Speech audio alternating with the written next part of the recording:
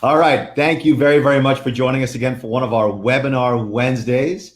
I am pleased and blessed and honored to have a really good friend of mine in this e-commerce space and someone who is remarkably knowledgeable for online sales and helping online sellers. Liz Fick from eComEngine. Liz, if you could introduce yourself, tell a little bit about yourself and how you ended up in this crazy space that we all now live and work in. Oh, this is such a great space. I'm Liz Fickensure. Fick is for easy. That's what I am on Facebook. So make sure you add me if you'd like. I'm the industry liaison for eComEngine. eComEngine is a software company in the e-commerce space. We've been around for a really long time. We're the makers of Feedback 5, ReStock Pro, and Ecom Spy. So I don't do a whole lot of shilling our tools. I think our tools are great, and I will tell you how our tools can help you. But my main focus is helping sellers. That's my passion. That's why I'm here. So that's why I talk to guys like CJ, my friends in the industry. That's why I really dig in and try to help you guys as much as I can, because my focus is your success. So we're here to talk about Q4 today, and I'm excited. Yeah, we're going to talk about killing it on Q4. And that's why I love Liz. Listen, we all have companies, we all provide services, and Liz's tools are just killer. But the fact that we focus on helping sellers and paying it forward and really helping sellers do better, that's what I try and have in our webinars. And those are the people that I get along with and that I like and that I trust. It's all like that whole concept, jab, jab, jab, right? Give information, help people succeed, help them help themselves, and the business will come by just being a really good and smart person. So let's get right to the topic. Q4 is here. Okay, we're going to talk about killing it on Q4. And Liz, what's the first thing you want to talk about to help sellers really kill it and make as much money as possible in Q4? Well, we recently published in my friend Brandon Andrews, Private Label Insider. CJ is also a contributor to that great publication. We published a kind of a guide to Q4, what you should be doing month by month to ensure that you're selling the most, that you're keeping up with your inventory, you're keeping up with your Amazon notifications, you're keeping up with everything that you're supposed to be doing in your crazy seller world that's 8 times crazier or 8,000 times crazier because it's Q4. So this is October 24th, not to date this video too much, but by now you should have your stock for Black Friday on its way. Amazon recommends that you get it there by the last day of the first week of November, which obviously is next week. So hopefully you guys are on top of that. You are paying attention to what's selling, how fast it's selling, you're paying attention to your sales velocity. This is where I'll say, if you're not using an inventory management tool, you need one. Let me interrupt you. Let me interrupt you. First, I had too much coffee, so I'll apologize in advance. Okay, I'm jittery. I'm all over the place this morning. Okay. We do a lot of arbitrations against Amazon. So you got to get your goods in. You got to get them in now, but you also got to be careful. You have to make sure you are labeling them properly. If you're sending them on pallets, that you're covering all 4 sides. I think you also need the labels on the top. You want to make sure you're removing other labels, so it's really easy for Amazon's team. The latest statistic is like 3 deliveries per second. Okay. So get your inventory in, but make sure you're not screwing up the labeling process, and then make sure you're watching to make sure they're logging the right amount of units. They use size and weight and all sorts of crazy measurements to do it faster and faster. So Amazon sellers, when you're shipping to FBA, make sure you're doing it really carefully. Make sure the bills of lading, if you're using Amazon's approved shipping methods, that you're labeling your pallets properly. You got to be on top of it now, because just like you're in a rush, Amazon's team, and I'm not an Amazon basher, they're in a rush too. So you got to make it easy. Dump everything down, do everything right on the money, take pictures of everything so you can show you label your pallets properly. Okay. And also, Liz, I don't remember the dates. You said by November? Amazon recommends that you get your Black Friday inventory in by the end of the first week of November, which is the end of next week. So hopefully you've already done it, but if you haven't, do it today. Yeah, so here's the stress. This is the stress factor. As soon as you're done watching this entire webinar from beginning to end, and as soon as you like it, and as soon as you like our Facebook page and Liz's Facebook page, Get your inventory done properly and get it out the door to your nearest FBA warehouse. Now, I do understand that Amazon is working really, really hard to get things on the shelves and get ready for distribution as fast as humanly possible. They have done process improvements. We learned at Boost that they're doing as much as they can to help you guys be successful in Q4. But there are factors that didn't exist last year. You've got monthly storage fees now. So there's that fear that you're going to send in a bunch of product and you're going to count on the fact that it's going to sell, and then all of a sudden it doesn't, and your storage fees are going to go up. I mean, traditionally, your storage fees go up during this time anyway because you have more inventory in FBA warehouses than you did before. So plan for that, and then it won't be such an ugly surprise. But you can do things right now to actually move that inventory faster. So once it gets there, there's still things that you can do in November and December to sell faster, to sell better. Let's get into it. What are you recommending? So our listeners and Amazon sellers have now properly packaged, properly labeled, properly shipped. Everything's off to FBA. They're getting their stuff there in time, hopefully a bit early, because there's always going to be problems. I mean, Amazon does a tremendous job, but there's always warts and always issues. But now their inventory is there. Maybe not all their units. Maybe Amazon lost a few. Okay. What are you recommending for Q4 that Amazon sellers start doing to now increase their sales in this time? Well, I think that it's crucial that your product pages are perfect, because you have so much more competition now than you ever have.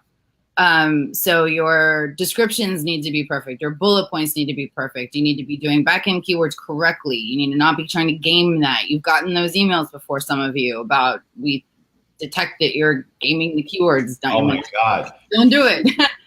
Huge point to make, okay? Don't change what you're doing to start gaming the system now. Okay, wrong time. If you've been doing something and it's working, never time to be a cowboy on Amazon. But this is especially, I mean, the worst thing that could happen right now is getting suspended. Absolutely, because you'll be in a rush, you'll be stressing, your inventory's in there, you're going to be paying higher storage fees. So stay the course. Don't do anything crazy. Don't start gaming the system now. Also, I read a bunch of books on how to make these videos better. And one of the tips is to always promise the viewers something at the end. So at the end, we're going to talk about something called OMG. Liz, don't let me forget. Okay, for the entire video, OMG. Okay, so listings perfection, no gaming the system, sharp pictures. What else you got on your list for sellers to do to increase their sales in Q4? Pay attention to your feedback and your product reviews, especially your product reviews, and ask for product reviews in a TOS compliant way. I just did a webinar with my friend Shannon Roddy on October the 10th, and a lot of my friends came to that. A lot of them learned a whole lot about how to properly ask for a product review. There are a lot of rules around that. Follow them to the T. Never, ever, ever deviate from the rules. But we know that verified product reviews increase your exposure on Amazon. And that can't hurt right now. It definitely can't hurt. And if you're selling more, you've got more of a chance for verified product reviews. So I'll pop a link to that recording in the comments after we're done talking. I can't multitask right this second. All right, so stay tuned. Stay for this entire webinar. You're going to learn about OMG. You need to get a really vital link. Verified reviews are huge. We all live and die by reviews right now. Amazon created this beast from restaurant reviews and book reviews, and now it applies to everything. So absolutely huge. Another huge issue, Liz, avoiding suspensions. What are you recommending to sellers? Don't break the rules, and pay attention to what Amazon's saying to you. You know, I just had a conversation not too long ago with my friend Chris McCabe, and he was talking about if you get a notification from Amazon, read it. I mean, that sounds like a no-brainer, right? But there are so many sellers that are like, oh, okay, well, that's just an ASIN warning or whatever. But I mean, you live and die by your individual ASINs. So pay attention to every single communication that Amazon sends you. Ask questions. Don't be afraid to ask questions, because this is the biggest online marketplace and you get to sell on it, but the rules change sometimes. Sometimes you get notifications that you don't understand. Make sure you understand the notifications that you're getting. Make sure you understand if you get a review and it says there's something wrong with one of your products, act. You know, don't just, oh, bummer, I got a 2-star review because they said my thing, the color rubbed off on their kid's arm. I mean, if you've got like a crucial problem right now, and that means that you've got to pull an ASIN, you can't be afraid to do that. You've got to do it, because your reputation matters all year, not just right now. But if more people are ordering something with something wrong with it, then that's more bad reviews, that's more returns, that's more problem for you. So let me bring up something you talked about. You know, we do a tremendous number of plans of action for sellers that really have nothing to do with the law. We're really good at it. We see the trends because we're just doing so many on any given week. We're up to 32 people here now, all college-educated Americans working, you know, on the accounts. What we're starting to see in some of those emails and those notifications are requests for pre-suspension plans of action, where you're not down, you're not losing your account, you didn't lose your listing, but they want to just address some issues. So if you get that, you do. I mean, it sounds so silly. It sounds so silly that you may not read your emails, but watch your emails and read your performance notifications, because you can't even go down at all. We get a plan of action out the door. You know, we can either help you do it yourself or we can do it for you. But you submit it without having any problems. So pre-suspension plan of actions. And if you do lose a listing or you do get suspended, don't freak out, gather the information, feel free to call for help. But these things are absolutely vital, because things are going to happen really, really quick. You don't want to be out. On the positive side of Amazon, I feel like I'm saying a lot of great things about Amazon today. This time of year, the suspensions do come in faster, but so do the reinstatements. Okay, I can't tell you the dozens or hundreds of reinstatements we receive in Q4 where it's literally within a couple of hours. I mean, our average time is still about a week or so, but in Q4, not only are they sending out the suspensions faster, they're doing the reinstatements much, much faster. So they're there. You just got to not freak out and get your information together and draft a concise, persuasive plan of action. Well, and if you're asked for a plan of action, don't wait to do that. I mean, you're busy and you've got shipments and you've got a new shipment that came in and you have to get it prepped and you've got all this stuff to do. But at the end of the day, if you don't do that plan of action and all of a sudden you get suspended, then all the stuff that you're doing to get things into Amazon and to perfect your listings and all that stuff, it doesn't matter, because that's what every single minute of every day is going to be eaten up with, is trying to get your reinstatement in order. So just don't get suspended. I mean, just do everything you can not to get suspended. But in the meantime, a couple of things. Let me get a couple of things on that point also. If sellers are taking the time to read the forums and participate in the various Facebook groups, you're going to learn what other sellers are experiencing, and it's a great way of avoiding suspensions. I always use Apple as an example, because the sellers, they're animals.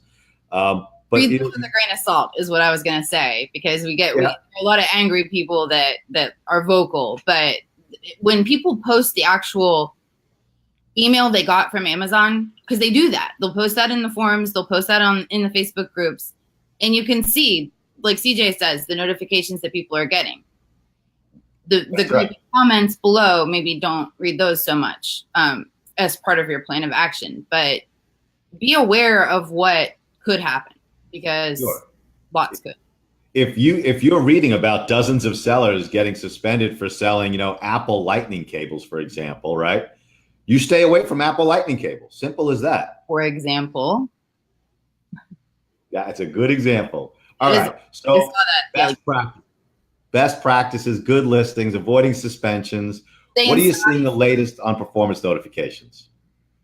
A lot of people are really freaked about the inventory performance index, the IPI. Like, a lot of people are really Wiggins about that. And I get that. It's a new metric. It came at a time where we're all real busy trying to get our stuff into FBA. We're trying to get our listings perfected. We're trying to manage our inventory properly. We're trying not to incur too many long-term storage fees. We're trying to manage our seller reputation. We're trying to pay attention to returns and product reviews. And we're trying to find stranded inventory. We're trying to do all these things. And in the meantime, now we're getting a grade on our inventory performance that's made up of several different metrics. And I've talked ad nauseum about this, but I'll talk about it a little bit more because if you could, we have a lot of sellers who are super experienced and super advanced. We also have a lot of viewers who are just starting out. Well, so and you can just describe what the new metric is and how it affects sellers. Well, this inventory performance index impacts all sellers. And even if you're a really high volume experienced seller, your IPI score might not be super. It all comes down to your sell-through rate. And we've got a great blog post that we wrote about this when it first came out, because I heard about it at Boost and I was like, ooh, guys, we need to talk about this. So I got out my soapbox and I soapboxed about it. But we'll post a link to that blog post in the comments of this. But in essence, Amazon is taking several different metrics and they're giving you a score, your inventory performance index score. They would like it to be 350 or better. And the things that make up, I don't want to talk out of turn, and I haven't had coffee, but I'm just about as hyper as CJ is. But we'll send you that blog post that has all of the different metrics in it. But it's your sell-through rate, it's the amount of time that your long-term storage, like the amount of time inventory has been sitting around, and a couple of other things that make up your IPI. That 350 score isn't always going to be the score Amazon wants you to have. The reason that they implemented this is because FBA warehouses are getting full and people are sending in inventory at inappropriate times. The example they gave in New Orleans was we had somebody send in like thousands of units of Easter cookie cutters right before Black Friday. And it was taking up a whole bunch of space. And so what they're trying to do is say, okay, you have a certain amount of space, use it wisely. If you use it wisely, then you get a good score. You don't get a whole bunch of long-term storage fees. And everything's copacetic, and you're making it easy for us at Amazon to have the space that you need as a seller. I wouldn't freak out if your IPI score isn't exactly where it needs to be right this second. They're still tweaking different metrics, I think. I think they're tweaking. There's a lot of machine learning going on at Amazon, and I think they're still tweaking. I mean, I know a lot of you have told me that with the restock suggestions, I don't want to use that term because it's a ReStock Pro term for me, but the stock that Amazon is suggesting that you order isn't always what in your records what you think you should order, and to that I say listen to your gut, because Amazon is still working on making sure their machine learning is picking up the different data points it needs to inform you properly.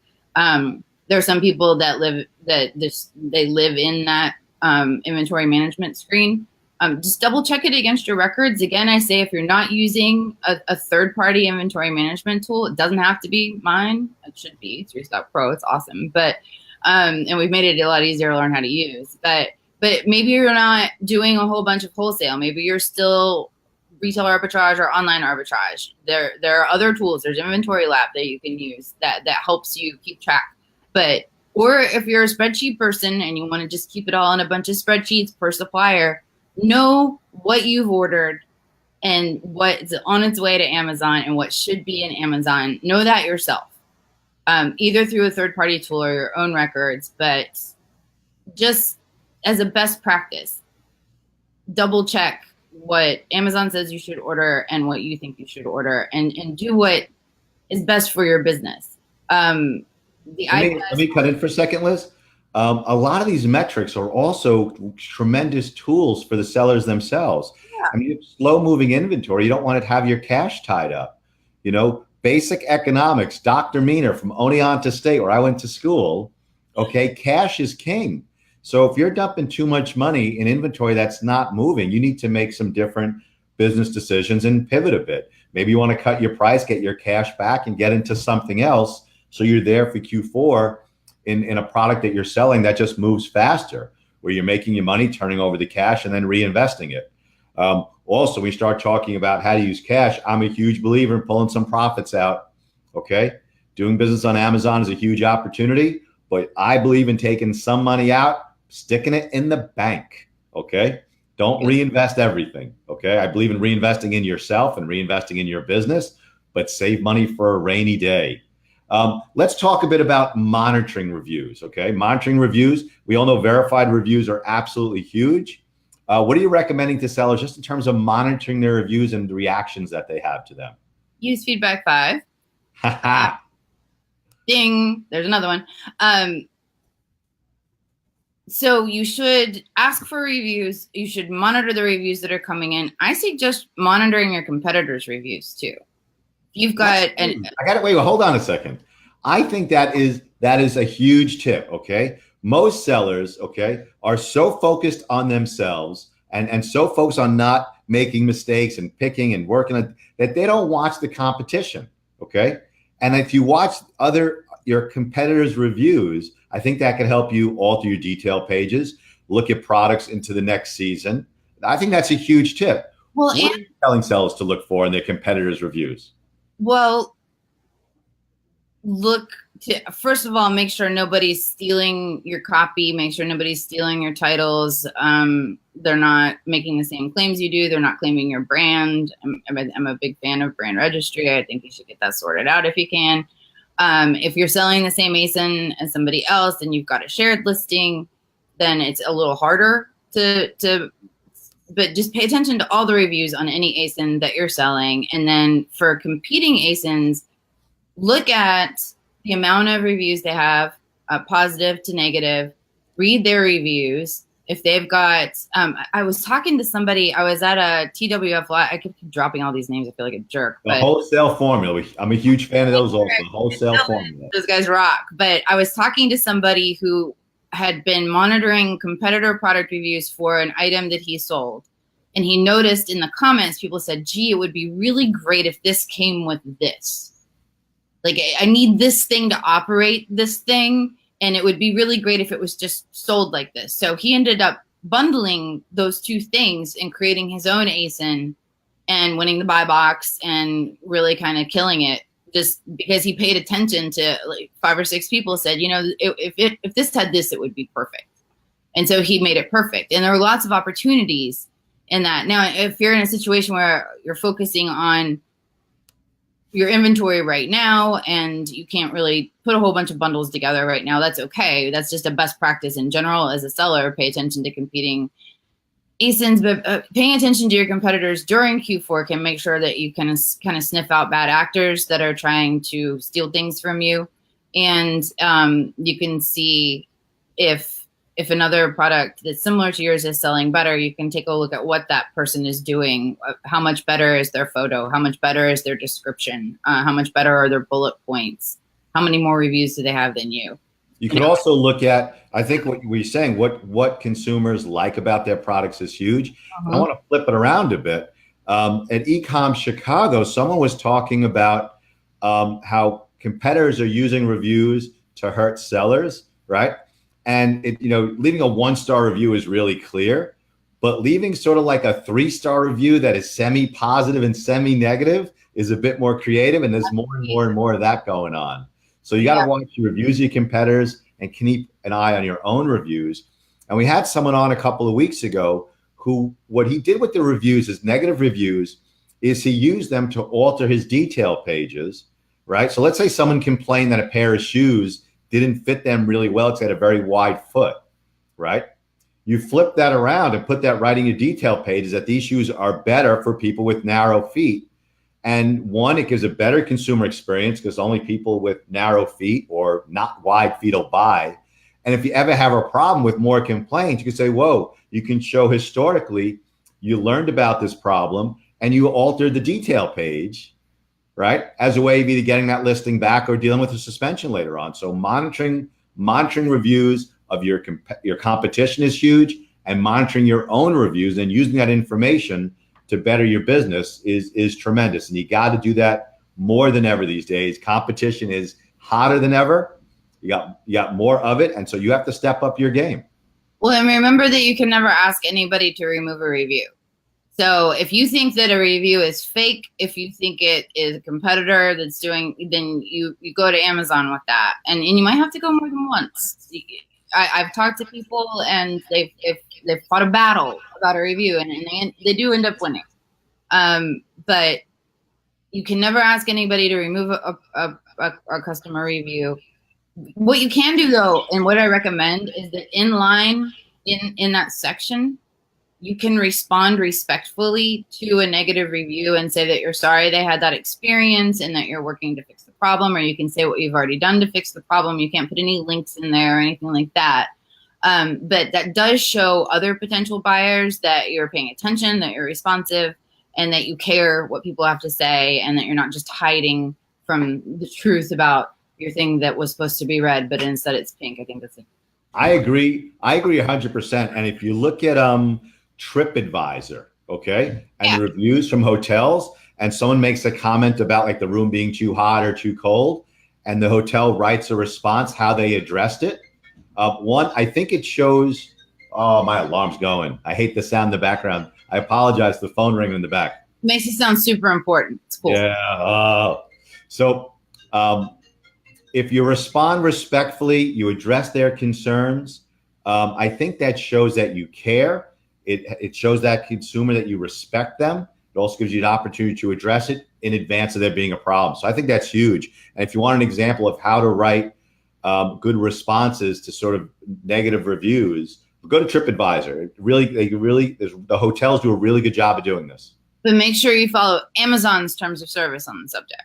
Yes, 100%. All right. Before my phone rings again, okay, it drives me nuts.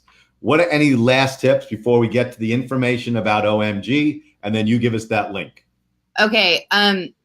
Stay in stock. Pay attention to your inventory. That's one of my big takeaways, and just be hyper aware right now. I know you're busy. I know that this is a stressful time. I know that you're trying to eke out all of that, all of those resources. I mean, all that money. You're trying to get all that money, all that Q4 money, and resources. I have some resources for you. So we did a Q4 guide that we're going to give you the link for. I'm also doing a webinar next week, I think.